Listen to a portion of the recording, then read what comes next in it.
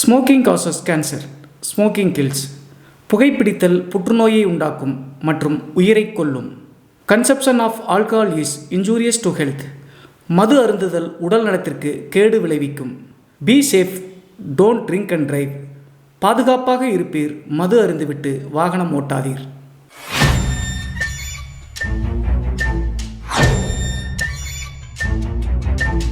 Hi everybody, நான் உங்கள் சிவா.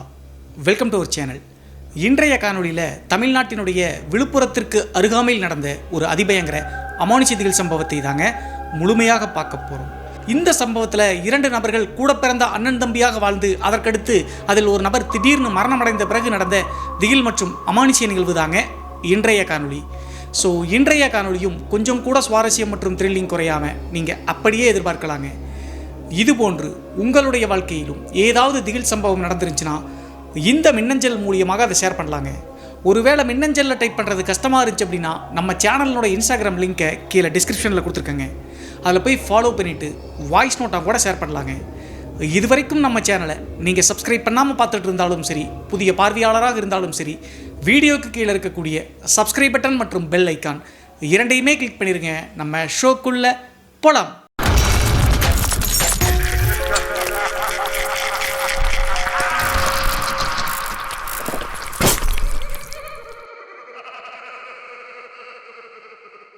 இந்த அமானுஷ்ய சம்பவம் நான் ஏற்கனவே சொன்ன மாதிரி தமிழ்நாட்டினுடைய விழுப்புரத்திலிருந்து ஒரு 15 கிலோமீட்டர் தொலைவில் இருக்கக்கூடிய அழகிய கிராமத்தில் 1995ஆம் காலகட்டத்தில் நடந்த திகில் நிகழ்வு தாங்க இந்த நிகழ்வு. இந்த சம்பவத்தை நம்மளுக்கு மின்னஞ்சல் மூலியமாக ஷேர் பண்ணது கனிமொழி அப்படிங்கிற நம்ம சேனலுடைய சப்ஸ்கிரைபருங்க. இந்த நிகழ்வு 95ஆம் காலகட்டத்தில் இவங்களுடைய தூரத்து சொந்தக்காரங்களாக இருக்கக்கூடிய ஒரு குடும்பத்தில் நடந்ததுங்க. அப்படி என்ன நடந்துச்சு அப்படின்னு சொல்லி பார்த்தா, நான் ஏற்கனவே சொன்ன மாதிரி விழுப்புரத்திலிருந்து 15 கிலோமீட்டர் தொலைவில் இருக்கக்கூடிய ஒரு அழகான கிராமங்க.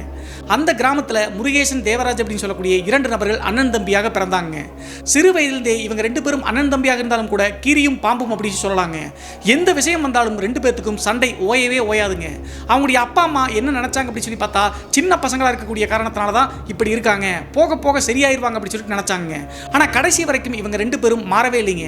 95ஆம் காலகட்டத்தில் இந்த தேவராஜ் மற்றும் முருகேசன் 2 பேர்த்துக்குமே ஒரு 23 to 24 வயது இருந்திருக்குங்க. கரெக்டாக சொல்லணும் அப்படின்னா 2 பேரும் கல்லூரி முடிச்சு அடுத்து திருமணம் தான் அப்படின்னு சொல்லிட்டு அந்த ஸ்டேஜில் இருக்காங்க. இதில் ஒரு முக்கியமான விஷயம் என்ன அப்படி சொல்லி பார்த்தா, இந்த முருகேசன் அப்படிங்கிறவர் தான் சின்னவருங்க. தேவராஜ் அப்படிங்கிறவர் 1 வயதுக்கு மூத்தவருங்க. நான் ஏற்கனவே சொன்னேன் இல்லையா, 2 பேரும் கீரியும் பாம்பாக தான் இருந்தாங்க அப்படின்னு சொல்லிட்டு. அதற்கு உதாரணமாக சொல்லணும் அப்படின்னா, இந்த முருகேசன் அப்படிங்கிறவர் கொஞ்சம் சுயநலம் பிடிச்சவருங்க. அது மட்டும் இல்லாமல் தான் சொல்வது தான் சட்டம் அப்படின்னு சொல்லிட்டு பேசக்கூடிய நபருங்க. என்ன பண்ணினார் அப்படின்னு சொல்லி பார்த்தா, தேவராஜ் கொஞ்சம் விட்டு கொடுத்து போகக்கூடிய மனப்பான்மை கொண்டவருங்க. நான் ஏற்கனவே சொன்ன மாதிரி 2 பேர்த்துக்கும் 1 வயது டிஃப்ரெண்ட் தாங்க. தேவராஜ் அப்படிங்கிறவர் 23 வயசுங்க, இந்த முருகேசன் அப்படிங்கிறவருக்கு 22 வயசு. இருந்தாலும் கூட இந்த முருகேசன் அப்படிங்கிறவர் தன்னுடைய 10 வயது இருக்கும்போதே தன்னுடைய பாட்டியினுடைய வீட்டில் போய் அவங்க அம்மா அப்பா விட்டாங்க. அதற்கு முக்கியமான காரணம் நான் ஏற்கனவே சொன்ன மாதிரி பிடிவாத குணங்க இந்த முருகேசன் அப்படிங்கிறவருக்கு. போக போக சரியாயிரும் அப்படின்னு சொல்லிட்டு அவங்களுடைய பெற்றோர்கள் நினைச்சாலும் கூட முருகேசனுடைய குணம் மாறவே இல்லைங்க. என்ன பண்ணார் அப்படின்னு சொல்லி பார்த்தா, தேவராஜ் ஒரு ஸ்கூல் பேக்கோ அல்லது பென்சில் பாக்ஸோ எது வாங்கினாலும் கூட எனக்கு தான் அது வேணும்னு சொல்லிட்டு தேவராஜ் எதை வாங்கினாலும் அது எனக்கு தான் சொந்தம்னு சொல்லிட்டு பிடிவாதமாக பிடிக்குவாருங்க. அப்போது தேவராஜும் சின்ன பையனாக இருந்தாலும் கூட தன்னுடைய தம்பி தான் அப்படி சொல்லிட்டு ஒரு வழியாக கொடுத்துருவாருங்க. இப்படியே தன்னுடைய தம்பிக்காக நிறைய வாழ்க்கையில் விட்டு கொடுத்துட்டே தான் இருந்தார். ஆனால் அப்படி இருந்தும் கூட இந்த முருகேசனுக்கு தன்னுடைய அண்ணனான தேவராஜ் மேலே பாசமே கிடையாதுங்க.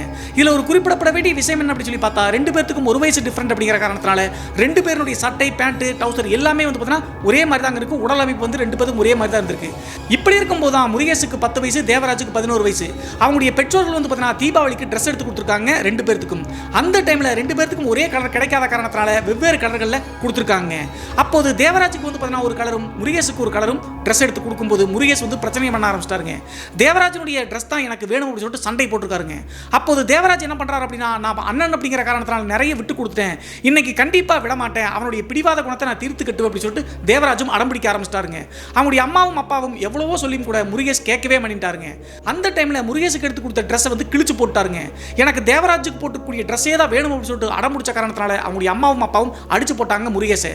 சின்ன வயதிலிருந்தே நானும் பார்த்துட்டு இருக்கேன், அவனுக்கு எது வாங்கினாலும் கூட உனக்கு தான் வேணும் அப்படின்னு சொல்லிட்டு பிடிங்கிற பாவாவே அப்படி சொல்லிட்டு அவங்களுடைய அம்மாவும் அப்பாவும் முருகேசை கண்டிச்சிருக்காங்க. இதில் கோபத்தினுடைய உச்சிக்கே போனாருங்க இந்த முருகேசன் அப்படிங்கிறவர். நான் ஏற்கனவே சொன்ன மாதிரி அப்போது இவருக்கு 10 வயசு தாங்க. அன்றைய இரவு நடந்தது தான் அந்த குடும்பமே அதிர்ந்து போன ஒரு நிகழ்வு அப்படி சொல்லலாங்க. ஒரு வழியாக பெற்றோர்கள்ட்ட அடியை வாங்கிட்டு முருகேசன் சாப்பிடாம படுத்துக்கிட்டாருங்க. தேவராஜுக்கு தன்னுடைய தம்பியை நினச்சி கஷ்டமாக போச்சுங்க. சின்ன வயசுலேருந்தே தன்னுடைய தம்பியை அம்மா அப்பா அடித்தது கிடையாதே, இன்னைக்கு அடிச்சிட்டாங்களே நம்ம அந்த ட்ரெஸ்ஸையும் கொடுத்துருக்கலாம் அப்படின்னு சொல்லிட்டு அவர் வந்து பார்த்தீங்கன்னா கீழே இறங்கி போக ஆரம்பிச்சிட்டாருங்க தம்பி மேலே இருக்கக்கூடிய பாசத்தில். ஆனால் அதெல்லாம் புரிஞ்சுக்காத முருகேஷ் வந்து பார்த்தீங்கன்னா சாப்பிடாம வீம்புக்கு படுத்துட்டாருங்க. அப்போது அவங்களுடைய அப்பாவும் 2-3 நாள் பட்னி கிடந்து சாப்பிட்டோம், அப்போதான் திருந்துவான் விட்டுருங்க அப்படி சொன்ன காரணத்தினால முருகேஷ் வந்து படுத்து தூங்க ஆரம்பிச்சிட்டாருங்க. நள்ளிரவு நேரம் ஒரு 1 மணி 1:30 மணி தோராயமாக இருக்குங்க. எல்லாரும் தூங்கின பிறகு கோபத்தோடு இந்த முருகேஷ் அப்படிங்கிறவர் எந்திரிச்சிருக்காருங்க. எந்திரிச்ச உடனே அவங்க ஏரியாவை பற்றி சொல்லணும் அப்படின்னா ஒரு கிராமம் தாங்க, ஓட்டு விட்டதா வாழ்றாங்க. அந்த வீட்டுக்கு முன்னாடி கூரை போட்டுங்க, கீத்து கொட்டைன்னு சொல்லுவோம் இல்லையா, அந்த மாதிரி போட்டு தான் சமையல் கட்டு இருக்குங்க. அந்த சமையல் கட்டில் தான் விறகடுப்பு வச்சு சமைப்பது வழக்கங்க அவங்களுடைய அம்மா. இந்த டைமில் எல்லாரும் தூங்கின பிறகு முருகேஷ் எந்திரிக்கிறாருங்க. எந்திரிச்ச பிறகு தன்னுடைய ட்ரெஸ் தான் முருகேஷ் தனித்தானே கிழிச்சு விட்டார், இது வேண்டாம் அப்படின்னு சொல்லிட்டு. அதற்கடுத்து தேவராஜுக்காக எடுத்து வச்சிருந்த அந்த ட்ரெஸ்ஸை எடுத்து யாருக்கும் தெரியாமல் வெளியே இருக்கக்கூடிய சமையக்கட்டுக்கு போகிறாருங்க. அங்கே போயிட்டு அடுப்பங்கரையில் இருக்கக்கூடிய விறகெடுத்து வச்சு தீ பற்ற வச்சுட்டாருங்க. மண்ணெண்ணெய் ஊற்றி பற்ற வச்சுட்டு தேவராஜுக்காக வாங்கிட்டு வந்த அந்த ட்ரெஸ்ஸை தீயில போட்டு கொளுத்திட்டாருங்க. கொளுத்திட்டு சிரிச்சுக்கிட்டே அங்கே நின்றுட்டு இருக்காருங்க. நான் ஏற்கனவே சொன்ன மாதிரி சமையல் கட்டு ஃபுல்லாகவே வந்து பார்த்தீங்கன்னா கீத்து கொட்டைகள் தான். டக்குன்னு அடுப்பங்கரையிலேருந்து அப்படியே கீத்து கொட்டையில் தீ பிடிச்சிச்சுங்க. தீ பிடிச்சி அப்படியே பயங்கரமாக கொழுந்து விட்டு எரியுதுங்க. அதற்கடுத்து உள்ளே தூங்கிட்டு இருந்தா அவங்களுடைய அம்மாவுக்கும் அப்பாவுக்கும் புகை வர்றதை பார்த்து டக்குன்னு முடிச்சு எந்திரிச்சு பார்க்குறாங்க. எந்திரிச்சு பார்க்கும்போது அந்த சமயக்கட்டில் தீயறியதை பார்த்து வேக வேகமாக ஓடுறாங்க. அந்த டைமில் தேவராஜனுடைய சட்டையை வந்து பார்த்தீங்கன்னா எரிச்சிட்டு இருக்க பார்த்து அவங்களுடைய அப்பாவுக்கும் அம்மாவுக்கும் ஒன்றுமே புரியலிங்க. சின்ன பையன் போக போக சரியாயிரும் அப்படின்னு சொல்லிட்டு பார்க்கும்போது மாறவே இல்லையே, சைக்கோ மாதிரி பண்ணுறானே அப்படின்னு சொல்லிட்டு அவங்களுடைய அப்பா அவனை பிடிச்சி அடித்து வெளியே கூட்டிகிட்டு வராருங்க. அவ்வளோ அடி அடித்து சமயக்கட்டு ஃபுல்லாக தீப்பிடிச்சி எரியுதுங்க. பக்கத்து வீட்டுக்காரங்கெல்லாம் வாளியில் தண்ணி எடுத்து ஊற்றிட்டு இருக்காங்க. இந்த நிகழ்வெல்லாம் நடந்துட்டு இருக்கும்போதும் கூட முருகேஷ் வந்து பார்த்தீங்கன்னா அப்படியே சிரிக்கிறாருங்க. அவருக்கு இருக்கக்கூடிய சந்தோஷம் என்ன அப்படின்னு சொல்லி பார்த்தா தன்னுடைய அண்ணனுடைய ட்ரெஸ்ஸை நம்ம எரிச்சிட்டோம் அப்படின்னு சொல்லிட்டு. அவங்களுடைய அம்மாவும் அப்பாவும் மாறி மாறி அடித்தாலும் கூட முருகேஷ் வந்து கவலைப்படவே இல்லைங்க. அந்த தீயறியறதை பார்த்து அப்படியே பயங்கரமாக சிரிச்சிருக்காருங்க. இதற்கு பிறகுதான் அவங்களுடைய அம்மாவுக்கும் அப்பாவுக்கும் சீரியஸ்னஸே புரிஞ்சிருக்குங்க. இவனுடைய மனநிலை சரியில்லை, இப்படியே விட்டோம் அப்படின்னா கண்டிப்பாக அண்ணன் தம்பிகள் 2 பேரும் அடிச்சுக்கிட்டு யாராவது செத்தும் கூட போக வாய்ப்பு இருக்கு. ஏன்னா தீப்பத்தவே வெஸ்டா முருகேசன் அப்படிங்கிறவர். ஸோ 2 பேரும் ஒரே வீட்டில் இருக்கிறது தப்பு அப்படின்னு சொல்லிட்டு புரிஞ்சுட்டாங்க. அடுத்த நாள் காலையிலேயே முருகேசன் என்ன பண்ணாங்க அப்படின்னா அவங்களுடைய அம்மாவும் அப்பாவும் அவங்களுடைய அம்மாச்சியினுடைய வீடுங்க, அங்கிருந்து ஒரு 20 கிலோமீட்டர் தள்ளி இருக்கக்கூடிய கிராமம் தாங்க அது. அவங்களுடைய பாட்டியினுடைய வீட்டில் எடுத்து போய் முருகேசனை விட்டுறலாம், அங்கேயே அவன் வளரட்டும் அப்படின்னு சொல்லிட்டு முடிவெடுத்துட்டாங்க. நம்மெல்லாம் இருந்தாலும் கூட அப்படி தாங்க முடிவெடுப்போம். சின்ன குழந்தைகள் இப்படி சண்டை போடுவது வழக்கம் தாங்க. ஆனால் முருகேசன் செய்வது யாருமே ஏற்றுக்கொள்ள முடியாதுங்க. தீய பற்ற வச்சு குடிசையை எரிச்சு விட்டுருக்கா அப்படின்னா நாளைக்கு என்ன வேணாலும் தேவராஜுக்கு நடக்கலாம். அதே மாதிரி 2 பேரும் அடிச்சுக்கிட்டாங்கன்னா யாரோ ஒருத்தர் இறக்கம் கூட வாய்ப்பு இருக்கு. இதெல்லாம் யோசிச்சு தான் அவங்களுடைய பெற்றோர்கள் எடுத்து போய் பாட்டியினுடைய வீட்டில் விட்டாங்க. அங்க எடுத்து போய் விட்டதுக்கு பிறகு முருகேசனுக்கு இன்னும் ஆத்திரம் அதிகமாச்சுங்க. தன்னுடைய அண்ணனான தேவராஜ் எடுத்து போய் பாட்டி வீட்டில் விடு, நான் அங்கே தான் இருப்பேன் சொல்லிட்டு மறுபடியும் இப்படியே வியூ பண்றாங்க. இதெல்லாம் பார்த்த முருகேசன் மேல அவங்களுடைய அம்மாவுக்கும் அப்பாவும் பாசம் சுத்தமா இல்லாம போயிருச்சுங்க. பேய் மாதிரி பிசாசுகளினுடைய குணம் மாதிரி இருக்குதே அப்படின்னு சொல்லிட்டு யோசிச்சுட்டு இங்கேயே கடந்து சாப்பிடா கடைசி வரைக்கும் சொல்லிட்டு அவங்களுடைய பாட்டி வீட்டில் விட்டுட்டு கிளம்பிட்டாங்க. இதற்கு பிறகுதான் தன்னுடைய அண்ணனான தேவராஜ் மேல ஆத்திரம் அதிகமாக வந்துச்சுங்க முருகேசன் அப்படிங்கிறவருக்கு. இவனால தான் தன்னுடைய பெற்றோர்களை இழந்து நம்ம பாட்டி வீட்டில் வளர அப்படின்னு சொல்லிட்டு நாட்கள் போக போக சரியாயிரு அப்படின்னு சொல்லிட்டு 2 குடும்பத்தாரும், அதாவது பாட்டி வீடும் சரிங்க அவங்களுடைய அம்மா அப்பாவும் நினைச்சாங்க. ஆனால் அதற்கு மேலே முருகேசனை வந்து பார்த்தீங்கன்னா அவங்களுடைய அம்மா அப்பாவினுடைய வீட்டுக்கு கூட்டிட்டு வரவே இல்லைங்க. ஏதாவது ஒரு நாள் 2 நாள் அப்படி சொல்லிட்டு பள்ளிக்கூட விடுமுறை அல்லது கல்லூரி விடுமுறை கிடைச்சு அப்படின்னா வீட்டுக்கு முருகேசன் வருவது வழக்கங்க. ஆனால் ஒரு நாள் 2 நாள்லயே திருப்பி அவங்களுடைய அம்மா அப்பா பாட்டி வீட்டுக்கே அனுப்பிடுவாங்க. தேவராஜை எதுக்கு அவங்களுடைய அம்மாவும் அப்பாவும் சப்போர்ட் பண்ணி கூடவே வச்சுக்கிறாங்க அப்படின்னு சொல்லி பார்த்தா அவர் ஒரு அப்பாவிங்க. முருகேஷ் தான் செய்யக்கூடிய அதிகளம் ரொம்ப அதிகம் அப்படி சொல்லாங்க. அது மட்டும் இல்லாமல் தேவராஜ் வந்து தன்னுடைய தம்பி பிரிஞ்சு போய் பாட்டி வீட்டில் வளர்ந்தாலும் கூட அவருக்குள்ள உள்ளுணர்வு குற்றம் இருந்துகிட்டே இருந்துச்சுங்க. நம்மளால தான் அம்மா அப்பாவை விட்டு அங்கே போய் வளர்றா அப்படி சொல்லிட்டு மனசுக்குள்ள புண்பட்டுக்கிட்டே இருந்தாருங்க. இதெல்லாம் புரிஞ்சுக்காம மறுபடியும் தேவராஜை பழிவாங்க தாங்க இந்த முருகேசன் யோசிச்சாரு. இந்த டைம்ல தான் கல்லூரியும் முடிஞ்சுங்க. 2 பேரும் தேவராஜ் வந்து அவங்களுடைய அம்மா அப்பா ஊர்லேருந்து கல்லூரி முடிச்சிட்டாரு. பாட்டி வீட்லேயே வந்து பார்த்தீங்கன்னா முருகேசன் கல்லூரி முடிச்சிட்டாரு. அதற்கடுத்து ஒரு 6 மாத 7 மாத காலகட்டங்கள்ங்க. கரெக்டாக 21 வயசு 22 வயசு இருக்கும்போது முருகேசனுடைய பாட்டி வந்து அவங்க ஊரில் இருந்து தவறிட்டாங்க. அதற்கு பிறகு பாட்டி வீட்டில் வந்து பார்த்தீங்கன்னா முருகேசனை வைக்க முடியாது இல்லையா, இருந்தது ஒரே பாட்டி மட்டும் தான். ஸோ திரும்ப மறுபடியும் தன்னுடைய சொந்த ஊருக்கு முருகேசனை கூட்டிட்டு வர வேண்டிய கட்டாயங்க அவங்களுடைய அம்மா அப்பாவுக்கு. அந்த காரணத்தினால பாட்டிக்கான இறுதி சடங்கெல்லாம் செஞ்சு முடிச்சு திரும்ப இதே ஓன் வில்லேஜுக்கு வந்தாருங்க.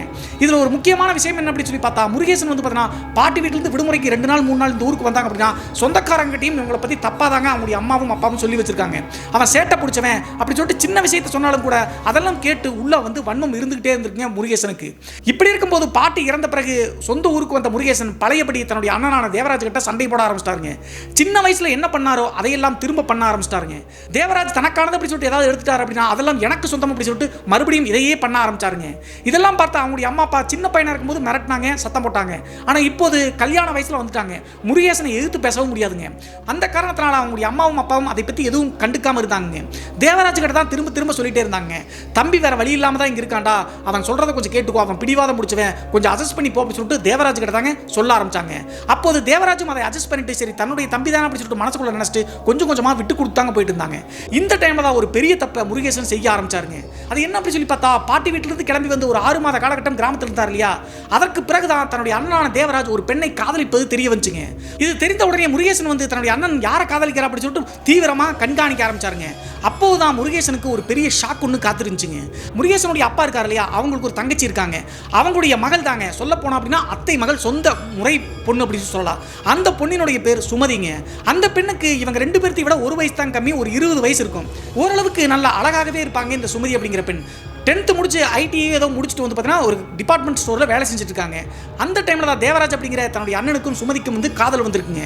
இதை தெரிஞ்சுக்கிட்ட முருகேசனுக்கு இன்னும் கோபம் அதிகமாச்சுங்க. தன்னுடைய அத்தை மகளான சுமதியை தான் தான் கல்யாணம் பண்ணிக்கணும் அப்படின்னு சொல்லிட்டு எப்போதும் பொருட்கள் மேலே ஆசைப்படுவார் அண்ணன் வாங்குறதெல்லாம். இப்போது காதலிச்ச பொண்ணையே தன் வசம் படுத்தணும் அப்படின்னு சொல்லிட்டு முடிவெடுத்துட்டாருங்க. அது மட்டும் இல்லாமல் முருகேசன் 10 வயது இருக்கும் போதே சண்டை போட்டு அவங்களுடைய பாட்டி வீட்டில் விட்டாங்க. அடிக்கடி 2 நாளைக்கு ஒரு முறையோ 3 நாளைக்கு ஒரு முறையோ வந்து பார்த்தீங்கன்னா விடுமுறைக்கு இருந்துட்டு போவாங்க. அப்போது தன்னுடைய அத்தை மகளை சரியாக கவனிப்பது கிடையாதுங்க. அது மட்டும் இல்லாமல் அத்தை மகள் அப்போதெல்லாம் தெரிந்தாலும் கூட லவ் எல்லாம் பண்ணல. இப்போது தன்னுடைய அண்ணன் காதலிக்கிறானே, தான் தான் கல்யாணம் பண்ணிக்கணும் அப்படின்னு சொல்லி முடிவெடுத்து எப்படி வந்து பார்த்தீங்கன்னா அண்ணனுக்கு சொந்தமான பொருளை எனக்கு அப்படின்னு சொல்லிட்டு நினைப்பானோ அதே மாதிரி இப்போது அந்த பெண்ணையும் தன்வசப்படுத்திக்கணும் அப்படின்னு சொல்லிட்டு நினைச்சாருங்க. இது மிகப்பெரிய தவறு தானே. அந்நியாக வரப்போறவங்க தன்னுடைய தாய் மாறிங்க. அதெல்லாம் யோசிக்காம முருகேசன் எப்போதும் போல பிடிவாத குணம் பிடிச்சி சுமதியை தன் வசம் கொண்டு வரணும் அப்படின்னு சொல்லிட்டு முடிவெடுத்தாருங்க. அதை செயல்படுத்தணும் அப்படின்னு சொல்லிட்டு முருகேசன் என்ன பண்ணார் அப்படின்னா, அந்த டிபார்ட்மெண்ட் ஸ்டோருக்கு போயிட்டு வரக்கூடிய சுமதி அப்படிங்கிற பெண்ணை யாருமே இல்லாத போதுங்க, குறிப்பிட்ட மாதிரி சொல்லணும் அப்படின்னா தன்னுடைய அண்ணன் இல்லாத போது அந்த பெண்ணை போய் குறுக்காட்டுவாருங்க. குறுக்காட்டிட்டு சுமதி அப்படிங்கிற அந்த பெண்கிட்ட தப்பா முருகேசன் பேச ஆரம்பிச்சாருங்க. என் அண்ணனை நீ காதலிக்கிறியா, முடியாது, நீ என்னதான் கல்யாணம் பண்ணிக்கணும், சின்ன வயசுல இருந்து நான் உன்னை காதலிக்க அப்படின்னு சொல்லிட்டு இப்படி மாத்தி பேசிட்டே இருந்திருக்காருங்க. இதை கேட்டு சுமதிக்கு என்ன பண்றது அப்படின்னே தெரியலங்க. அது மட்டும் இல்லாம இவங்க இருக்கக்கூடியது கிராமம் தாங்க. அந்த டிபார்ட்மெண்ட் ஸ்டோருக்கு போயிட்டு வரணும் அப்படின்னா ஒரு பேருந்து நிறுத்தத்துக்கு கிட்டத்தட்ட 1 கிலோமீட்டர் 1.5 கிலோமீட்டர் நடந்து போகணுங்க. அந்த டைம் எல்லாம் கரெக்டாக குறுக்காட்டி இந்த பெண்கிட்ட வம்பிழுப்பது வழக்கமாக வச்சிருந்தாங்க. சுமதி அப்படிங்கிற இந்த பெண்ணுக்கு இருக்கக்கூடிய பெரிய பிரச்சனை என்ன அப்படின்னு சொல்லி பார்த்தா, தேவராஜ் எப்படி மாமன் மகனோ அதே மாதிரி தாங்க முருகேசனும். ஸோ அதையெல்லாம் யோசிச்சுட்டு நம்மளால பிரச்சனை சொல்லிட்டு மறுபடியும் வந்து அப்படின்னா அண்ணன் தம்பிகள் அடிச்சுக்குவாங்க, நம்ம பேர் கெட்டு போயிரு சொல்லிட்டு யோசிச்சுட்டு யாருக்கிட்டையும் சொல்லவே இல்லைங்க. தன்னுடைய காதலனான தேவராஜ் கிட்டும் கூட உன் தம்பி தப்பா பிஹேவ் பண்ற அப்படின்னு சொல்லிட்டு எதுவுமே பேசலீங்க. சொன்னா பிரச்சனை வரும் அப்படின்னு சொல்லிட்டு. ஆனா போக போக முருகேசன் சுமதி கிட்ட இன்னும் கொஞ்சம் அட்வான்டேஜ் எடுத்து தப்பா பிஹேவ் பண்ண ஆரம்பிச்சாருங்க. இதுல ஒரு முக்கியமான விஷயம் என்ன அப்படின்னு சொல்லி பார்த்தா, இந்த பெண்ணுடைய வீடு வந்து பார்த்தீங்கன்னா அத்தை வீடு தானே. ஸோ அவங்களுடைய அம்மா அப்பா இருக்கும்போதே முருகேசன் வீட்டுக்கு போவாருங்க. அவங்களும் அண்ணன் மகன் தான் அப்படின்னு சொல்லிட்டு பெரும்பாலும் கவனிக்க மாட்டாங்க.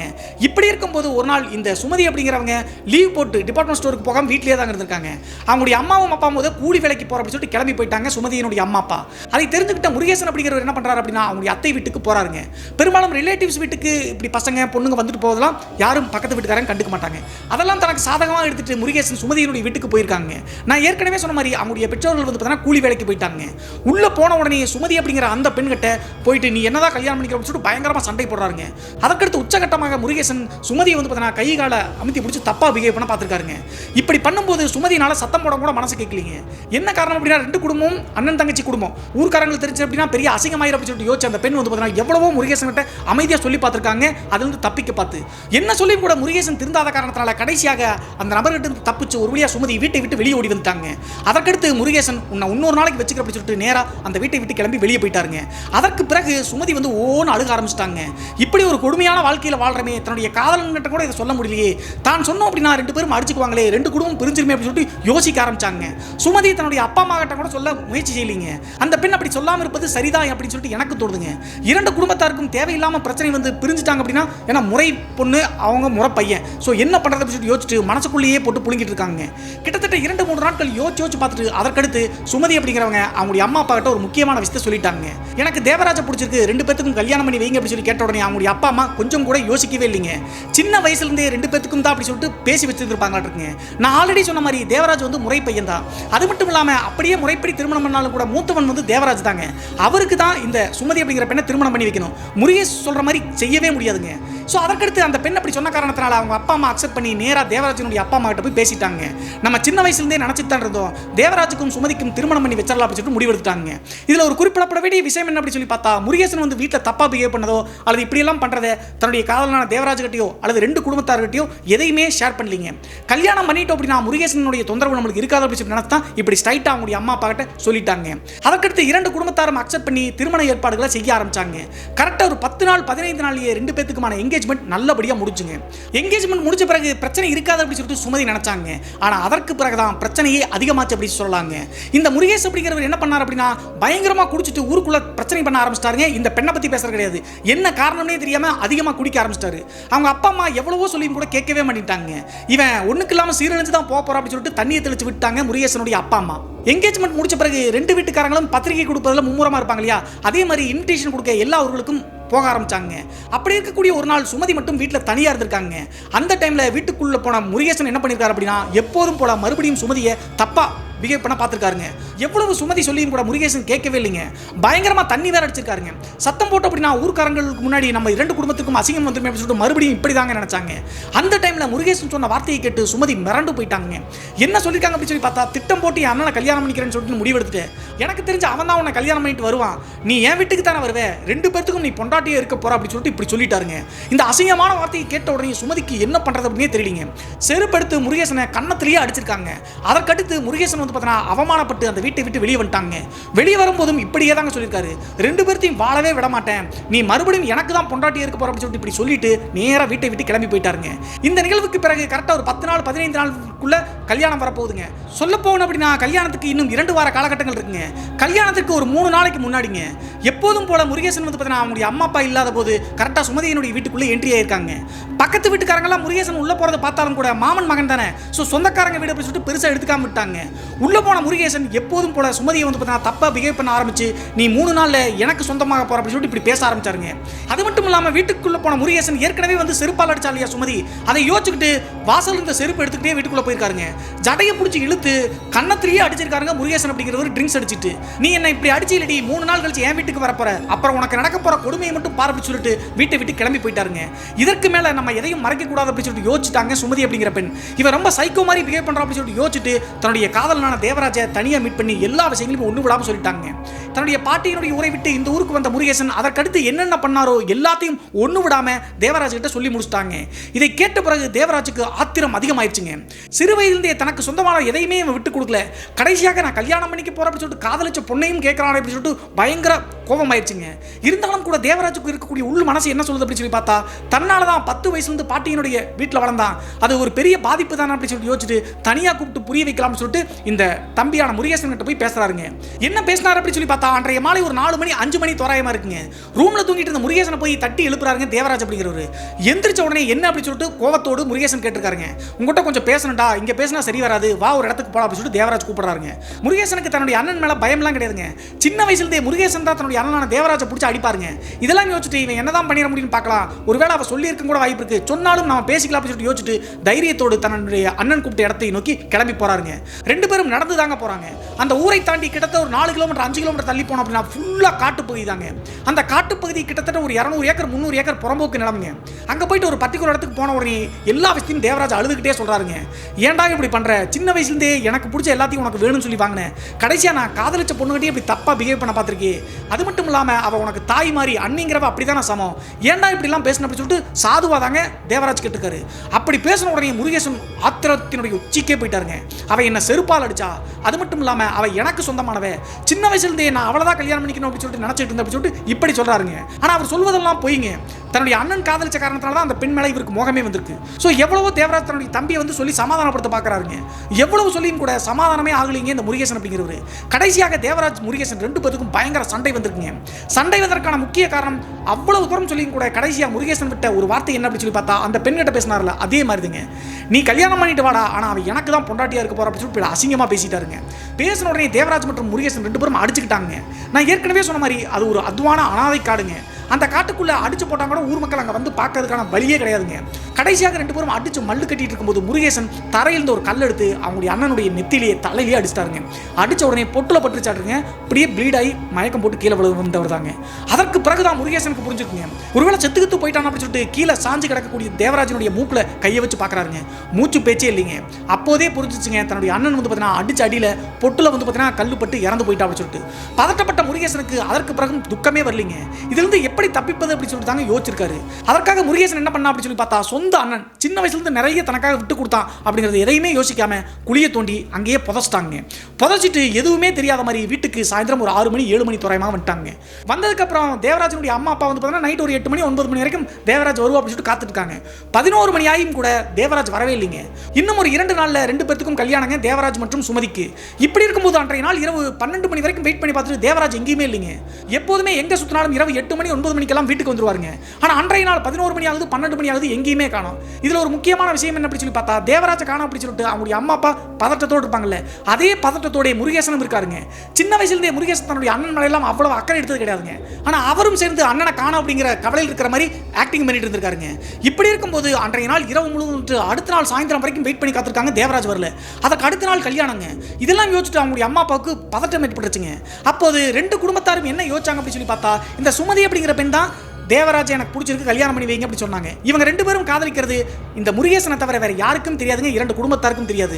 அப்போது 2 குடும்பத்தாரும் என்ன யோசிச்சாங்க அப்படின்னு சொல்லி பார்த்தா, அந்த பெண் கேட்டதுனால தான் தேவராஜ் கல்யாணம் பண்ணி வைக்கலாம்னு யோசிச்சோம். ஆனா தேவராஜுக்கு இதுல விருப்பம் இல்லாம ஊரை விட்டு ஓடிட்டா அப்படின்னு சொல்லிட்டு நினைக்க ஆரம்பிச்சிட்டாங்க. ஊருக்குள்ளேயும் அதே மாதிரி பெரியவங்கெல்லாம் பேசின காரணத்தினால 2 குடும்பத்துக்கும் அப்படியே முகச்சல் ஏற்பட்டுச்சுங்க. அப்போது சுமதியினுடைய அப்பா அம்மா நேரா இவங்களுடைய வீட்டுக்கு வந்து, உன் பையன் எங்க போனா, என் பொண்ணோட வாழ்க்கையை கெடுத்துட்டானே அப்படின்னு சொல்லிட்டு இப்படி பேசுறாங்க. அந்த டைம்ல சுமதிக்கும் ஒண்ணுமே புரியலிங்க. சுமதியும் என்ன நினைச்சாங்க அப்படின்னு சொல்லி பார்த்தா, முருகேசன் வந்து கொலை செய்யற அளவுக்கு போயிருக்க மாட்டா அப்படின்னு சொல்லிட்டு நினைச்சிட்டு இருந்தாங்க. அப்போது அந்த பெண் என்ன யோசிச்சாங்க அப்படின்னு சொல்லி பார்த்தா, தன்னுடைய தம்பி தப்பா பிஹேவ் பண்ணலாம் பார்த்தான்னு சொல்லிட்டு இது எல்லாத்தையும் ஷேர் பண்ணாங்க தேவராஜ் கிட்ட. அதற்கு பிறகுதான் இவன் காணாம போனா, ஒருவேளை முருகேசனையும் தன்னையும் தப்பா நினைச்சிட்டானே, இப்படி கல்யாணம் வேணாலும் ஓடிட்டான் அப்படின்னு சொல்லிட்டு இப்படி யோசிக்க ஆரம்பிச்சிட்டாங்க. இன்னும் தமிழ்நாட்டினுடைய நிறைய கிராமங்களில் ஏதாவது ஆள் மிஸ்ஸிங் அப்படின்னா போய் காவல்துறையில் கம்ப்ளைண்ட் பண்ணுற வழக்கம் கிடையாதுங்க. இவங்க தான் வந்து பார்த்தீங்கன்னா கல்யாணம் விருப்பம் இல்லை அப்படின்னு சொல்லிட்டு ஓடிட்டான்னு நினச்சிட்டு இருக்காங்களே. அது மட்டும் இல்லாமல் எங்கள் ஊர்லேயும் கூட கிட்டத்தட்ட 25 வருஷம் ஆச்சுங்க ஒரு பையன் காணாமல் போய். அந்த பையன் வந்து பார்த்தீங்கன்னா காணாமல் சொல்லிட்டு இது வரைக்கும் கம்ப்ளைண்ட்டே கொடுக்கல. ஸோ என்ன ஆச்சு, அவன் இருக்கானா இல்லையா அப்படின்னு சொல்லிட்டு தெரியல. அந்த பையன் வந்து திரும்பி வீட்டுக்கே வரல. ஸோ இந்த மாதிரி நிறைய தமிழக கிராமங்களில் ஆள் மிஸ்ஸிங் அப்படிங்கிற கம்ப்ளைண்ட் கொடுக்கவே மாட்டாங்க. ஸோ இந்த நிகழ்வு நடந்துகிட்டே இருக்கும்போதுங்க அடுத்த நாள் காலையில் முகூர்த்தம், இன்னும் தேவராஜ் வரல. எல்லாத்தையும் யோசிச்சு பார்த்துட்டு என்ன பண்ணுறது அப்படின்னு சொல்லிட்டு 2 குடும்பத்தாரும் கோபத்தோடு இருக்காங்க. அப்போது சுமதியினுடைய அப்பா அம்மா ஒரு முக்கியமான டிசிஷன் எடுத்தாங்க. உன் பையன் தானே ஓடி போயிட்டான், சின்னவன் இருக்கான்ல, அவனுக்கு என் பொண்ணை கல்யாணம் பண்ணி வைங்க அப்படின்னு சொல்லிட்டு பேச ஆரம்பிச்சிட்டாங்க. அவங்க அப்படி கேட்டதற்கான முக்கிய காரணம் என்ன அப்படின்னு சொல்லி பார்த்தா, பத்திரிக்கைலாம் கொடுத்து ரிலேட்டிவ்ஸ்லாம் வந்துட்டாங்க. கல்யாணம் நின்று போச்சு அப்படின்னு சொன்னால் கண்டிப்பாக அந்த பெண் மேலே தப்பாக நினைப்பாங்க. ஸோ இதெல்லாம் யோசிச்சுட்டா வேற வழி இல்லாமல் தம்பியான முருகேசனை வந்து என் பொண்ணு கல்யாணம் பண்ணி கொடுங்க அப்படின்னு சொல்லிட்டு கேட்டாங்க. அதற்கு முருகேசனுடைய அம்மா அப்பாவும் அக்செப்ட் பண்ணிட்டாங்க. இவன் தான் ஓடி போயிட்டான், தன்னுடைய இளைய மகனுக்கு அந்த பொண்ணை கல்யாணம் பண்ணி வச்சுக்கலாம் அப்படின்னு சொல்லிட்டு முடிவெடுத்து அடுத்த நாள் மூர்த்தவங்க. இதை கேட்ட உடனே முருகேசனுக்கு பயங்கரமான சந்தோஷங்க. தான் நினைச்ச மாதிரியே அந்த பெண் தனக்கு சொந்தமாக போறா அப்படின்னு சொல்லி நினைச்சிட்டாங்க. நான் ஏற்கனவே சொன்ன மாதிரி சின்ன வயசுல வந்து பார்த்தீங்கன்னா ட்ரெஸ்ஸை கொடுக்கல அப்படின்னு சொல்லிட்டு தீய கொளுத்தி விட்டு குறையே அழிச்ச பையன். ஸோ எந்த அளவுக்கு அவரோட திங்கிங் இருக்கும், கொடூரமாக இருக்கும் அப்படின்னு சொல்லிட்டு யோசிச்சு பாருங்களேன். தன்னுடைய சொந்த அண்ணனை கொண்டு புதைச்சிட்டு அப்படின்னு சொல்லிட்டு கொஞ்சம் கூட வருத்தம் இல்லாமல் அடுத்த நாள் அந்த பொண்ணை தனக்கு சொந்தமாக போகிற அப்படின்னு சொல்லிட்டு யோசிச்சிருந்தாருங்க. அன்றைய நாள் நள்ளிரவு 2 மணி தோராயமாக இருக்குங்க. இந்த சுமதியனுடைய வீட்டில் பயங்கரமான அலறல் சத்தம் கேட்டு ஒட்டுமொத்த ஊர்க்காரங்களும் போய் நிற்கிறாங்க. சொந்தக்காரங்க வேற நிறைய பேர் வந்திருப்பாங்க இல்லையா. என்ன ஆச்சு அப்படின்னு சொல்லி பார்த்தா, அடுத்த நாள் காலையில் சுமதிக்கும் முருகேசனும் கல்யாணம் சொல்லி பேசினாங்கல்ல, இதையெல்லாம் யோசிச்ச சுமதி அப்படிங்கிற பெண் அவங்களுடைய ரூம்ல வந்து பார்த்தீங்கன்னா தூக்கு மாட்டி இறந்து போயிட்டாங்க. அவங்களுடைய அம்மா அப்பா அந்த பெண்ணை கீழே இறக்கி பயங்கரமா அழுகுறாங்க. உன் வாழ்க்கையவே இந்த குடும்பம் கெடுத்துருச்சு அப்படின்னு சொல்லிட்டு முருகேசனுடைய குடும்பத்தை அந்த இளவுக்கும் கூட வரவில்லைங்க. வீட்டை விட்டு வெளியே போங்க, என் பொண்ணு அனாதையா உங்களால தான் போனா அப்படின்னு சொல்லிட்டு இப்படி பேச ஆரம்பிச்சாங்க. கடைசியாக அந்த பெண்ணினுடைய இறுதி சடங்கையும் செஞ்சு முடிச்சிட்டாங்க. அதற்கு பிறகு முருகேசனுக்கு கொஞ்சமாவது குற்ற உணர்வு இருந்துச்சு அப்படின்னு சொல்லி பார்த்தா இல்லைன்னு தாங்க சொல்லணும். தண்ணியை போட்டு ஜாலியாக தாங்க சுற்றி இருந்தாங்க. அவருடைய நடவடிக்கை மற்றும் அந்த முகத்தில் அந்த ஃபீலிங்ஸ் எல்லாம் இல்லவே இல்லைங்க. ஊர்க்காரங்க தேவராஜ் வந்து கல்யாணத்துக்கு பயந்து ஓடி போயிட்டான்னு சொல்லிட்டு பேசிட்டு இருக்கிறத சாதகமாக எடுத்துக்கிட்டு தன்னுடைய அண்ணனை கொண்டு புதைச்சது மட்டும் இல்லாமல் முறைப்பொண்ணா இருக்கக்கூடிய அந்த பெண்ணும் செத்ததும் கூட யோசிக்காம திமிரா ஊருக்குள்ள சுத்தி இருந்திருக்காருங்க. இந்த நிகழ்வுக்கு பிறகுதான் அவங்களுடைய குடும்பத்தில் அமானுஷ்ய புயல் வீச ஆரம்பிச்சுங்க முருகேசனுக்கு. என்ன ஆச்சு அப்படின்னு சொல்லி பார்த்தா, அந்த பெண்ணினுடைய சுமதியினுடைய இறுதி சடங்கெல்லாம் முடிச்சு கரெக்டாக ஒரு 20 நாள் தாங்க இருக்கும். 16வது நாள் காரியமெல்லாம் முடிச்சு ஒரு 4 நாள் 5 நாள் கழிச்சுங்க துக்கத்திலேயே இருந்திருக்காங்க இந்த தேவராஜனுடைய அம்மா அப்பா. முறப்பொண்ணான சுமதியும் தன்னுடைய மகனால செத்து போயிட்டாள் அப்படின்னு சொல்லிட்டு தேவராஜ் மேலே ஆத்திரம் அதிகமாக வந்திருக்குங்க அவங்களுடைய அம்மாவுக்கும் அப்பாவுக்கும்.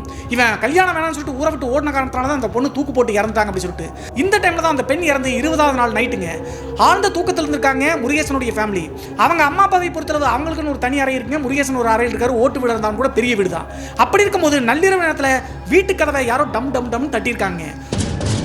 உடனே முருகேசனுடைய அம்மா தான் டக்குன்னு முழிச்சு எந்திரிக்கிறாங்க. எந்திரிச்சு போய் மெயின் டோரை தூக்க கழகத்திலேயே திறக்கிறாங்க. திறந்து பார்க்கும்போது முருகேசனுடைய அம்மாவுக்கு ஒரு பெரிய ஷாக்குங்க. என்ன ஆச்சு சொல்லி பார்த்தா மெயின் டோரை தட்டிட்டு அங்கே நிற்கிறது வேற யாரும் கிடையாதுங்க. காணாமல் போயிட்டாங்க அப்படின்னு சொல்லிட்டு ஊர்க்காரங்க நினைச்சிட்டு கூடிய அந்த தேவராஜ் தாங்க. அவர் தான் செத்து போயிட்டாரு அப்படின்னா ஆன்மான்னு வச்சுக்கலாம். அந்த தேவராஜ் அப்படிங்கிற ஒரு தத்ரூபம் மனுஷன் மாதிரி நின்றுட்டு அப்படியே ஏக்கத்தோடு கண்ணீரோடு நிற்கிறாருங்க. அது மட்டும் இல்லாமல் கடைசி நாள் காணாமல் போன ட்ரெஸ் இல்லையா, அதே ட்ரெஸ் தாங்க போட்டிருக்காரு. நெத்தியில் வந்து பார்த்தீங்கன்னா ரத்தம் மாதிரி போயிட்டு இருக்கு. இந்த தோற்றத்தோடு அங்கே நிற்கிறத பார்த்து அம்மா அப்படின்னு சொல்லிட்டு கூப்பிடாருங்க. அடுத்த செகண்டே ஏற்கனவே தேவராஜ் மேலே கோவத்தில் இருக்காங்க. இவர் தான் ஊரை விட்டு கல்யாணம் போன காரணத்தினால அந்த பொண்ணு செத்து போச்சு அப்படின்னு சொல்லி நினச்சிருக்காங்க இல்லையா. அந்த கோவம் இருக்கக்கூடிய காரணத்தினால நீ வாசல்லே நில்றா அப்படின்னு சொல்லிட்டு ஆத்திரத்தோடு முருகேசனுடைய அம்மா சொல்லிட்டு வேக வேகமாக அவனுடைய கணவரை போய் எழுப்புறாங்க. கணவரை எழுப்பி தேவராஜ் வந்திருக்கா அப்படின்னு சொன்ன உடனே அவங்களுடைய அப்பாவும் ஆத்திரத்தோடு வேகமாக மெயின் டோர் பக்கத்தில் வர்றாங்க. ரெண்டு பேரும் மெயின் டோர் பக்கத்தில் வந்து பார்க்கும்போது நின்றுட்டு இருந்த தேவராஜ் அங்கே காணுங்க. இங்கே தாங்க நின்னா தலையில வேற அடிபட்டு இருந்துச்சு. கடைசியாக காணாமல் போகும்போது என்ன ட்ரெஸ் போட்டுருந்தானோ அதே ட்ரெஸ்ல தாங்க அவனை பார்த்தேன் அப்படின்னு சொல்லிட்டு சொல்றாங்க. இதை கேட்ட பிறகு முருகேசனுடைய அப்பாவுக்கு இதை நம்பர் தான் இல்லையா அப்படின்னு தெரியலீங்க. மகனை பற்றியே நினச்சிருக்கக்கூடிய காரணத்தினால இப்படி தோடி இருக்க மாட்டிருக்கு, கனவா தாண்டி இருக்கு அப்படின்னு சொல்றாருங்க. அப்போது கனவா இருந்தால் நான் ஏன் மெயின் டோர் கதவை திறந்து விட்டுட்டு உங்களை வந்து கூப்பிடுறேன் அப்படின்னு சொல்லிட்டு இப்படி மறுபடியும் சொல்றாங்க. அப்போதும் அவர் இறந்து போயிட்டார் அப்படின்னு சொல்லி நினைக்கலீங்க. இங்கே தான் தேவராஜ் எங்கேயோ மறைஞ்சிருக்கு அப்படின்னு சொல்லி நினைச்சிட்டு எல்லா பக்கமும் சுற்றி முற்றியும் கணவன் மற்றும் மனைவி தேடி பார்க்குறாங்க. எங்கே தேடி பார்த்தும் தேவராஜை காணுங்க. கடைசியாக தேவராஜனுடைய அப்பா அவங்களுடைய மனைவியை திட்டிருக்காங்க. தூக்கத்தில் ஏதாவது உளறிட்டு இருக்காத, வீட்டில் இருக்கக்கூடிய பிரச்சனை பத்தாதா, பெசாம வந்து தூங்க அப்படின்னு சொல்லிட்டு சொன்ன காரணத்தினால யோசிச்சுக்கிட்டே தேவராஜனுடைய அம்மா வந்து கணவர் பக்கத்தில் படுத்துட்டாங்க. விடிய தூங்கவே இல்லைங்க. கதவு தட்டுற சத்தம் கெடுச்சு. திறந்த உடனே தன்னுடைய மகனை பார்த்தோமே தலையில வேற ரத்தம் கடிஞ்ச மாதிரி இருந்துச்சு. என்ன ஆச்சு, மறுபடியும் போகும்போது காணாம அப்படின்னு சொல்லி திங்க் பண்ண ஆரம்பிச்சிட்டாங்க. விடிய யோசிச்சு பார்த்துட்டு காலையில் ஒரு 7 மணி 8 மணி தோராயமாக நேராக கோயிலுக்கு போயிருக்காங்க. பக்கத்தில் கூடிய எல்லை முனீஸ்வரன் கோவிலுக்கு. அந்த முனீஸ்வரன் கோவிலுக்கு போயிட்டு நைட்டு நடந்ததெல்லாம் மனசில் நினைச்சிட்டு முனீஸ்வரனை வேண்ட ஆரம்பிச்சிட்டாங்க. என் மகன் வந்தது உண்மைதான், எனக்கு நல்லா தெரியும், கனவுன்னு சொல்றாங்க, அவனுக்கு என்ன ஆச்சு, என்ன நடந்தாலும் கூட என் குடும்பத்துக்கு நீ தான் காவலா நிற்கணும் முனீஸ்வரா அப்படின்னு சொல்லிட்டு வேண்டிட்டு நேராக வீட்டுக்கு வந்துட்டாங்க. சாமியை கும்பிட்டு அன்றைய பகல் அப்படியே முடிச்சுங்க. இரவு ஒரு 8 மணி தோராயமாக அந்த வீட்டில் வந்து முருகேசனுடைய அம்மா மட்டும் தாங்க இருக்காங்க. முருகேசன் வந்து ரூமில் படுத்துட்டு இருக்காரு. சமைக்கலாம் இரவுக்கு தேவையானது அப்படி சொல்லிட்டு கிச்சனில் உட்காந்து சமைச்சிட்டு இருக்காங்க. அப்படி சமைச்சிட்டு இருக்கும்போது நான் ஏற்கனவே சொன்னேன் இல்லையா, வீட்டுக்கு வெளியே அந்த கூரையமா இருக்கக்கூடிய இடத்துல தான் கிச்சன் இருக்குன்னு சொல்லிட்டு அந்த டைமில் மெயின் டோர் வழியா யாரோ டக்குன்னு உள்ள போறதை இந்த முருகேசனுடைய அம்மா பார்த்துட்டாங்க. யாராருக்கு குடும்பம் சொல்லிட்டு மெயின் டோர் பக்கத்தில் வந்து எட்டி நின்று பார்க்கும்போது மறுபடியும் தன்னுடைய மூத்த மகனான தேவராஜ் தாங்க. அதே ட்ரெஸ் கோடோட நெத்தியில் ரத்தத்தோடு அப்படியே முருகேசனுடைய ரூம்குள்ளே போகிறத பார்த்துட்டாங்க. அதற்கடுத்து சமையல் வேலையை அப்படியே போட்டு வேக வேகமாக முருகேசனுடைய ரூம்குள்ளே ஓடுறாங்க. உள்ள போய் பார்க்கும்போது முருகேசன் குப்பரை கடிச்சு படுத்துட்டு இருக்காருங்க. ஆனால் இவங்க கண்ணெதுக்க பார்த்த தேவராஜ் ரூம்குள்ளே போனார் இல்லையா, அவரை காணுங்க. அதற்கடுத்து எல்லாமே கன்ஃபியூஸாக இருந்திருக்குங்க இந்த பெண்ணுக்கு. ஏன்னா தன்னுடைய மகனை 2 டைம் பார்த்தோம், மறுபடியும் ரூம்குள்ளே போய் பார்க்கும்போது காணும். நேற்று நைட்டு தான் மெயின் டோர் பக்கத்தில் இருந்தான், கணவரை கூட்டு வரும்போது காணாமல் அப்படின்னு சொல்லிட்டு திங்க் பண்ண ஆரம்பிச்சிட்டாங்க. அந்த டைமில் தேவராஜனுடைய அம்மாவுக்கு தன்னுடைய மகனுக்கு ஏதாவது நடந்திருக்கும் அப்படின்னு சொல்லிட்டு உள் மனசு சொல்ல ஆரம்பிச்சிருச்சுங்க. அதற்கடுத்து கிச்சனில் போய் உட்காந்துட்டு மறுபடியும் சமையல் கூட செய்யாமல் யோசிச்சுக்கிட்டே இருந்திருக்காங்க. ஒரு 1/4 மணி நேரம் கழிச்சு ஒரு 8:30 மணி தோராயமாக இரவு வெளியே போன கணவர் வந்து வீட்டுக்கு வந்துட்டாருங்க. வந்த உடனே மறுபடியும் போய் தன்னுடைய கணவர்கிட்ட நடந்த விஷயங்களை சொல்றாங்க. கிச்சனில் வேலை செஞ்சுட்டு இருந்தேன், யாரோ வீட்டுக்குள்ளே போன மாதிரி இருந்துச்சு, யாருன்னு எட்டி பார்க்கும்போது தேவராஜ் தான் போனா, முருகேசனுடைய ரூம்குள்ளே போனதை நான் பார்த்தேன், உள்ள போய் பார்க்கும்போது அவனை காண அப்படி சொல்றாங்க. உனக்கு பைத்தியங்கான பிடிச்சிருச்சா, ஹாஸ்பிட்டலுக்கான போலாமா அப்படின்னு சொல்லிட்டு ஆத்திரத்தில் பேச ஆரம்பிக்கிறாருங்க. இப்படி பேசிட்டு இருக்கும்போது முருகேசனுடைய ரூம் கொண்டு பயங்கரமான உருமல் சத்தம் கேட்டுருங்க. வித்தியாசமான சத்தம் கேட்ட உடனே கணவன் மற்றும் மனைவி வேக வேகமாக ரூமுக்குள்ள ஓடுறாங்க. உள்ள போய் பார்க்கும்போது கட்டல் இருக்கும் இல்லையா, கட்டல் மேல விட்டம் மாதிரி இருக்கு. அந்த விட்டத்தில் தூக்க போட்டு முருகேசன் தூங்கிட்டு இருக்காருங்க. உயிரோட தான் இருக்காரு, போராடிட்டு இருக்காரு. வேக வேகமாக அவங்களுடைய அம்மாவும் அப்பாவும் அருவாள் எடுத்து அறுத்து கீழே காப்பாத்திட்டாங்க. உயிருக்கு போராடி இருக்கக்கூடிய முருகேசனை எப்படியோ கஷ்டப்பட்டு காப்பாத்தி, ஏன்டா இப்படி பண்ண, அவன் தான் ஊரை விட்டு ஓடி போய் காணாம போயிட்டான், நீயும் ஏன்டா இப்படி பண்ற, நீயும் இல்லைனா என்ன பண்ணுவோம்னு சொல்லிட்டு அவங்களுடைய அப்பா அம்மா அழுக ஆரம்பிக்கிறாங்க. அப்போது முருகேசன் செய்யக்கூடிய பிஹேவியர் எல்லாமே நார்மலா இல்லைங்க. என்ன பண்ணார் அப்படின்னு சொல்லி பார்த்தா, தூக்கு போட்டு இறக்கும்போது கீழே காப்பாத்தினாங்க இல்லையா, பல்ல ஈன்னு காமிச்சிட்டு வித்தியாசமா நெளிகிறாருங்க. அதற்கடுத்து என்னடா ஆச்சு உனக்கு அப்படி சொல்லி கேட்கும்போது, அம்மா என்ன தெரியலையா, நான் தேவராஜ் அப்படிங்கிறாருங்க. இதை கேட்ட உடனே அவங்களுடைய அம்மாவுக்கு உடம்பே நடுங்கி போச்சுங்க. 2 முறை வந்து பார்த்தீங்கன்னா தன்னுடைய மூத்த மகனை பார்த்தாங்க. மறுபடியும் பார்க்கும்போது இல்லை, எல்லாத்தையும் யோசிச்சு பார்த்து ஏற்கனவே உள் மனசு வேற சொல்லிச்சு இல்லையா, தன்னுடைய மகனுக்கு ஏதாவது நடந்திருக்கும் அப்படின்னு சொல்லிட்டு உடனே வந்து பார்த்தீங்கன்னா அந்த இடத்த விட்டு அப்படியே செவுத்தோடு போய் சாஞ்சிட்டு ஐயோடு கத்த ஆரம்பிச்சிட்டாங்க. அவங்களுடைய அப்பாவுக்கு ஒன்றும் புரியாம, என்னடா உளர்ற, நீ முருகேஷ் தான்டா முடியாது, அப்பா நான் தேவராஜ்பா அப்படின்னு சொல்றாருங்க. அவங்களுடைய அப்பா வந்து கொஞ்சம் திடமான ஆள் தாங்க, தைரியமான நபர். அடிக்கடி வெள்ளியங்கிரி மலைக்கு ஆன்மீக பயணமாக போயிட்டு வருவது வழக்கங்க. அவருடைய கழுத்தில் ஒரு வெள்ளியங்கிரி மலையிலிருந்து வாங்கின ருத்ராட்ச மாலை ஒன்று இருக்குங்க. அதை எடுத்து முருகேசனுடைய கழுத்தில் போட்ட அடுத்த செகண்டே டக்குன்னு அப்படியே போராடி துள்ளுற மாதிரி துள்ளிட்டு நார்மலாகி மயக்கம் போட்டாருங்க. இந்த நிகழ்வுலாம் நடந்து முடிச்ச பிறகு முருகேசனுடைய அப்பாவும் கன்ஃபியூஸ் ஆயிட்டாருங்க. என்ன நடக்குது, தேவராஜ் சொல்றானே அப்படின்னு சொல்லிட்டு தன்னுடைய மனைவியை கூப்பிட்டு சமாதானப்படுத்த பார்க்குறாருங்க. எனக்கு தெரிஞ்சு தேவராஜ் இறந்துட்டான்னு நினைக்கிறேன், எப்படி இறந்தானே தெரியலையே, தன்னுடைய இளைய மகனான முருகேசனுடைய உடம்புல தேவராஜ் வந்துருப்பான்னு அப்படி சொல்லும்போது அவங்களுடைய அப்பாவுக்கும் ஓரளவுக்கு சிங்க் ஆயிடுச்சுங்க. இருந்தாலும் கூட அவருடைய கழுத்தில் வந்து பார்த்தீங்கன்னா ருத்ராட்ச மாலை போட்ட காரணத்தினால அவர் நார்மல் ஆயிட்டாரு, அந்த ஆன்மா விலகி போயிருச்சு. அதற்கு பிறகு அவங்களுடைய அப்பா ஒரு திட்டம் திட்டினாருங்க. மறுபடியும் அந்த ருத்ராட்ச மாலையை அவருடைய கழுத்தில் எடுத்து போட்டுட்டு இன்னொரு டைம் வந்து ஆக்குபை பண்ணிச்சுன்னா பொறுமையாக நிதானமாக உட்கார வச்சு முருகேசனுடைய வாயினாலேயே உடம்புல இருக்கக்கூடிய தேவராஜனுடைய ஆவிகிட்ட கேட்கலாம் அப்படின்னு சொல்லிட்டு முடிவெடுத்துட்டாங்க. கிட்டத்தட்ட 2 நாள் வரைக்கும் வெயிட் பண்றாங்க. முருகேசன் நார்மலாக தான் இருக்காரு, வீட்டை விட்டு வெளியே போகல, உம்முனே இருந்திருக்காருங்க, சாப்பிட கூட இல்லை. 2 நாள் கழிச்சு அதே மாதிரி நள்ளிரவு நேரங்க, கரெக்டாக ஒரு 11:30 மணி தோராயமாக இருக்குங்க. கிராமத்துல எல்லாம் ஒரு 8 மணி 9 மணிக்கு எல்லாரும் தூங்கிடுவாங்க. உள்ள படுத்திருந்த முருகேசன் அப்படிங்கிற ஒரு டக்குன்னு எந்திரிச்சு வீட்டை விட்டு கிளம்பி வாசப்படியில் அவர் பாட்ட போறாருங்க. இதை பார்த்துட்டு நம்முடைய அம்மாவும் அப்பாவும் முருகேசா முருகேசா அப்படின்னு சொல்லிட்டு சத்தம் போடும்போது கூட எந்த பதிலும் சொல்லாம நேரா எதுவுமே தெரியாத மாதிரி தன்னைத்தானே நடந்து போவாங்கல்ல, அது மாதிரி நடந்து போறாங்க. அப்போது அவங்களுடைய அம்மாவும் அப்பாவும் எங்கே தான் போறான்னு பார்க்கலாம் அப்படின்னு சொல்லிட்டு பின்னாடியே மறைஞ்சு ஃபாலோ பண்ணிட்டே போறாங்க. நேரா ஊரை தாண்டி எல்லையில் வந்து பார்த்தீங்கன்னா சுடுகாடு இருக்குங்க, கொஞ்சம் தூரம் தள்ளி. அந்த சுடுகாட்டை நோக்கி முருகேசன் நடந்து போயிட்டு இருக்கிறத பார்த்து ஒண்ணுமே புரியலிங்க. சரி என்னதான் பண்றான்னு பார்க்கலாம் அப்படின்னு சொல்லிட்டு வெயிட் பண்ணி காத்துட்டு இருக்கும்போது சுடுகாட்டுக்குள்ள என்ட்ரியான முருகேசன் சுமதியினுடைய அடக்கம் செய்த சமாதி இருக்கு இல்லையா, அந்த சமாதியில போய் உட்கார்ந்துட்டு பயங்கரமா அழுகிறாருங்க. என்னையும் கொன்னுட்டானுங்களே அப்படின்னு சொல்லிட்டு சொல்றாருங்க முருகேசன். இதை கேட்டு மிரண்டு போயிட்டாங்க முருகேசனுடைய பெற்றோர்கள். அதற்கடுத்து உடனே முனீஸ்வரன் கோவிலுடைய பூசாரியை கூட்டு வரலாம், அப்படியே சமாதியிலே இருக்கட்டும் அப்படின்னு சொல்லிட்டு அவங்களுடைய அம்மாவும் அப்பாவும் ஓடி போய் முனீஸ்வரனுடைய கோவில் பூசாரியை கூப்பிட்டு நேரா சமாதிக்கு வர்றாங்க. முருகேசனுடைய உடம்பு வந்து தேவராஜனுடைய ஆன்மா நீங்காத அளவுக்கு முடிய வந்து பார்த்தீங்கன்னா உச்சமந்தல முடிய முடிச்சு போட்டாருங்க. நிறைய வீடியோக்களில் சொல்லியிருக்கேன், யாரையாவது ஒரு ஆன்மா வந்து ஆக்குபை பண்ணிச்சு அப்படின்னா அந்த உடம்பை விட்டு நீங்காமல் இருக்கிறதுக்கு ரிச்சுவல் பண்ணணும் அப்படின்னா அந்த உடம்புலேயே இருந்தால் ஆகும். உறுதிப்படுத்துவதற்காக அந்த நபருடைய உச்சி முடிய வந்து பார்த்தீங்கன்னா முடிச்சு போட்டு விட்டோம்னா அந்த ஆன்மானால் நீங்க முடியாது. இது ஒரு ஐதீகம் சொல்லாமே.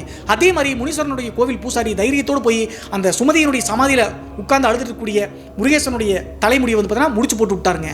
அதற்கு பிறகு அங்கிருந்து இழுத்துட்டு நேராக முனீஸ்வரன் கோவில் கூட்டு வர்றாங்க. அவங்களுடைய உச்சாரணங்கள் நெருங்கின சொந்தக்காரங்க எல்லாத்தையுமே அங்கே வர சொல்லிட்டாங்க. முனீஸ்வரன் கோவில் உட்கார வச்சு அந்த ரிச்சுவலை பண்ண ஸ்டார்ட் பண்ண ஆரம்பிக்கிறாங்க. கடைசியாக ரிச்சுவல்லாம் பண்ணதான் இவங்க எல்லாத்துக்குமே ஒரு பெரிய ஷாக்குங்க. முருகேசனுடைய உடம்புல இருக்கக்கூடிய தேவராஜனுடைய ஆவி அழுதுகிட்டே எல்லா விஷயங்களும் ஒன்று விடாமல் சொல்லிட்டாங்க. என்னை கொன்னது இவன் தான், என் தம்பி தான் கொன்னா, இவனை நான் விடவே மாட்டேன், சின்ன வயசுலேருந்தே இவனுக்காக எவ்வளோ விட்டு கொடுத்துருப்பேன், என்னை கொன்று புதைச்சது மட்டும் இல்லாமல் நான் காதலிச்ச அந்த முறப்பொண்ணான சுமதியையும் இவனால தான் செத்தா, அவளை அந்த கொடுமைப்படுத்தினா அப்படின்னு சொல்லிட்டு முருகேசன் செஞ்ச எல்லா அட்டுவலைகளையும் ஒன்று விடாமல் முருகேசனுடைய வாயினாலேயே தேவராஜனுடைய ஆவி சொல்லிருச்சுங்க. அதற்கு பிறகு எல்லாத்தையும் கேட்டு அவங்களுடைய அம்மா அப்பாவுக்கு முருகேசனை கொன்றலாமா அப்படின்னு சொல்லிட்டு கூட யோசிச்சாங்க. இருந்தாலும் கூட அவனும் தன்னுடைய மகன் தான். அப்போது இவங்களுக்கு இருக்கக்கூடிய குற்ற உணர்வு என்ன அப்படின்னு சொல்லி பார்த்தா 10 வயசுலேயே அந்த கூரையை எழுச்சி விட்ட காரணத்தினால பாட்டி வீட்டில் விட்டாங்க. அப்பா அம்மா அரவணைப்பு இல்லாமையே வளர்ந்தார் இல்லையா, அது நம்ம செஞ்ச பெரிய தப்பு தான். சின்ன பிள்ளையா இருக்கும்போதே கவுன்சிலிங் கொடுத்து அவனை மேலே கொண்டு வந்திருக்கலாம். அதெல்லாம் விட்டுட்டு நம்ம தேவையில்லாமல் அவனை பிரித்து வச்ச காரணத்தினால தான் ஆத்திரத்தில் இப்படி பண்ணிட்டான் அப்படின்னு சொல்லிட்டு யோசிக்க ஆரம்பிச்சாங்க. அது மட்டும் இல்லாமல் தேவராஜனுடைய ஆவிகிட்டே என்ன கேட்டாங்க அப்படின்னு சொல்லி பார்த்தா, நீ தான் சாமி போயிட்ட, நீங்கள் என் குலசாமி மாதிரி நினச்சிக்க, உன் தம்பியாவது உயிரோட விடு, அவன் எனக்கு வேணும் அப்படின்னு சொல்லி கேட்ட உடனே அவங்களுடைய அப்பா அம்மாவையே தாக்க ஆரம்பிச்சிட்டாருங்க தேவராஜனுடைய ஆவி வந்து முருகேசனுடைய உடம்பு இருக்கக்கூடிய காரணத்தினால. கடைசியாக பூசாரி எவ்வளவோ சொல்லி சமாதானப்படுத்த பார்க்குறாருங்க. நீ இவனுடைய உடம்பை விட்டு போ, நான் போலீஸில் ஆஜர்படுத்தி இவனை எடுத்து போய் உள்ள வச்சிடறேன் அப்படின்னு சொல்லிட்டு எவ்வளோ சொல்லியும் கேட்கவே மாட்டேங்குங்க. இவனை நான் கொண்டுட்டு தான் போவேன் அப்படின்னு சொல்லிட்டு சொன்ன காரணத்தினால வேற வழி இல்லாமல் அவங்களுடைய அப்பா அம்மா அனுமதியோடு தேவராஜனுடைய ஆவியை ரிச்சுவல் பண்ணி வலுக்கட்டாயமாக பிரிச்சரலாம் அப்படின்னு சொல்லிட்டு முடிவெடுத்துட்டாங்க. ஏன்னா முருகேசாவது திரும்ப உயிரோடு வரணும் அப்படின்னு சொல்லிட்டு. அவங்களுடைய அப்பா அம்மாவும் என்ன சொல்கிறாங்க அப்படின்னு சொல்லி பார்த்தா, செய்த தண்டனைக்கு எடுத்து போய் போலீஸ் ஸ்டேஷனில் வச்சு தண்டனையை முடிச்சுட்டு வெளியே வரட்டும், எனக்கு ஒரு மகனாவது இருக்கட்டும் அப்படின்னு சொல்லி நினைக்கிறாங்க. இந்த விஷயமெல்லாம் நடந்துட்டு இருக்கும்போது சுமதியினுடைய அப்பா அம்மாவும் கோயிலுக்கு வந்துட்டாங்க. வந்த பிறகு இவனும் சாகணும், என் பொண்ணை இவ்வளோ குடும்பப்படுத்திருக்கா அப்படின்னு சொல்லிட்டு அவங்க பேச ஆரம்பிச்சிட்டாங்க. கடைசியாக ரிச்சுவலை பண்ணி தேவராஜனுடைய ஆன்மாவை வந்து வலுக்கட்டாயமாக முருகேசனுடைய உடம்பு வந்து நீக்கியிருக்காங்க. நீக்கிவிட்ட பிறகு இவனை மறுபடியும் வந்து அந்த ஆன்மா ஆக்குபை பண்ணாது, காவல்துறையில் இன்ஃபார்ம் பண்ணி உள்ளட் போய் வைக்கிட்டோம், இவனுடைய தண்டனை காலம் முடிஞ்ச பிறகு வரட்டும் அப்படின்னு சொல்லிட்டு ஊர்க்காரங்க எல்லாரும் சொல்கிறாங்க. அதே மாதிரி காவல்துறைக்கும் இன்ஃபார்ம் பண்ணிட்டாங்க. காவல்துறை வந்துட்டு இருக்காங்க. இந்த முனீஸ்வரன் கோவில் பூசாரி இருக்கார் இல்லையா, அவர் என்ன பண்ணார் அப்படின்னா, கோயிலை விட்டு வெளியே ஒரு மரமாக இருக்குங்க, அங்கே போய் உட்கார வைக்கலாம், இனிமேல் அந்த ஆன்மாலாம் எதுவும் செய்யாது தேவராஜனுடைய ஆன்மா அப்படின்னு சொல்லிட்டு நேராக கோயிலை தாண்டி வெளியே கூட்டிகிட்டு போயிருக்காங்க. வெளியே கூட்டிகிட்டு போய் அந்த மரத்துக்கடியில் உட்கார வச்சிருக்காங்க. காவல்துறை வரட்டும் அப்படின்னு சொல்லிட்டு காவல்துறையினர் ஒரு 5 நிமிஷம் 10 நிமிஷம் ஆச்சுங்க. ஜீப்பை விட்டு இறங்கி பக்கத்தில் நெருங்கி வரதைக்குள்ளேயேங்க முன்னாடி வந்து பார்த்தீங்கன்னா முனீஸ்வரன் கோவிலுக்கு முன்னாடி ஒரு சின்ன அம்மன் சிலை மாதிரி சின்னதாக இருக்குங்க, வேலெல்லாம் குத்திருக்காங்க. அந்த ஈட்டி மாதிரி இருக்கக்கூடிய வேலை பிடிங்க அப்படியே வயிற்றில் குத்திட்டு அப்படியே சாஞ்சிட்டாருங்க. உயிரை விட ஒரு வார்த்தையை முருகேசன் சொல்லியிருக்காருங்க, அவன் தான் உன்னை மன்னிச்சிட்டான், நான் உன்னை மன்னிக்க மாட்டேன்டா, நான் சுமதிடா அப்படின்னு சொல்லியிருக்குங்க அந்த ஆன்மா. இப்படி சொன்ன பிறகு முனீஸ்வரன் கோவில் பூசாரி மிரண்டு போயிட்டாருங்க. உண்மையிலே ரிச்சுவல் பண்ணி நீக்கினது பார்த்தீங்கன்னா தேவராஜனுடைய ஆன்மா தான். ஆனால் இவன் தப்பிக்க போறா அப்படின்னு சொல்லிட்டு தெரிஞ்சுக்கிட்டு சுமதியினுடைய ஆன்மா அந்த காவல்துறையினர் வரதுக்கு முன்னாடியே அங்கிருந்து ஈட்டி எடுத்து வயிற்றில் ஆக்குபை பண்ணி குத்திட்டு அவனே செத்துட்டாங்க. இந்த சம்பவம் 1995 காலகட்டத்தில் எங்களுடைய தூரத்து சொந்தக்காரங்களுடைய குடும்பத்தில் நடந்தது பிரதர். இப்போது நினைச்சாலும் எங்களுக்கு உடம்பெல்லாம் நடுங்குது அப்படின்னு சொல்லிட்டு இந்த சம்பவத்தை அனுப்பின கனிமொழி அப்படிங்கிறவங்க சொல்லி முடிச்சாங்க. இந்த சம்பவத்திலிருந்து நாம தெரிஞ்சுக்க வேண்டியது என்ன அப்படின்னு சொல்லி பார்த்தா, சின்னவங்களோ பெரியவங்களோங்க பிடிவாதம் அப்படிங்கிறது ரொம்ப ஒரு அரக்க குணம் மாதிரிங்க. அந்த பிடிவாதம் தான் எவ்வளவு பெரிய கொலை, அப்புறம் ஒரு குடும்பமே அழிஞ்சு போச்சுங்க. ஒரு குடும்பத்தில் இருக்கக்கூடிய வாரிசான அண்ணன் தம்பி 2 பேருடைய உயிர் போனதற்கான முக்கிய காரணம் இந்த சினம் மற்றும் பிடிவாதம் தாங்க. எப்போதுமே கோபம் பிடிவாதம் ரெண்டுமே வந்து ஒரு குடும்பத்திற்கு ஆகாது. அப்படி வந்துச்சு அப்படின்னா அதை குறைப்பதற்கான என்ன முயற்சியோ அதை எடுக்கணுங்க. அதுதான் நல்லது, நம்மளுக்கும் சரி நம்முடைய உற்றார் உறவினர்களுக்கும் சரி. இதெல்லாம் புரிஞ்சுக்குவீங்க அப்படின்னு சொல்லிட்டு நினைக்கிறேன். இன்றைய காணொலியை இதோடு முடிச்சுக்கிறேங்க. இன்றைய காணொலி பற்றிய உங்களுடைய கருத்து என்ன அப்படி சொல்லிட்டு மறக்காம கமெண்ட் பாக்ஸில் கமெண்ட் பண்ணுங்க. இது போன்று உங்களுடைய வாழ்க்கையிலும் ஏதாவது திகில் சம்பவம் நடந்துருச்சுன்னா இந்த மின்னஞ்சல் மூலியமாக அதை ஷேர் பண்ணலாங்க. ஒருவேளை மின்னஞ்சலில் டைப் பண்ணுறது கஷ்டமாக இருந்துச்சு அப்படின்னா நம்ம சேனலினுடைய இன்ஸ்டாகிராம் லிங்க்கை கீழே டிஸ்கிரிப்ஷனில் கொடுத்துருக்காங்க. அதில் போய் ஃபாலோ பண்ணிவிட்டு வாய்ஸ் நோட்டாக கூட ஷேர் பண்ணலாங்க. மீண்டும் ஒரு த்ரில்லிங்கான அமானுஷ எபிசோடுடன் உங்களை சந்திக்கும் வரை நான் உங்கள் சிவா.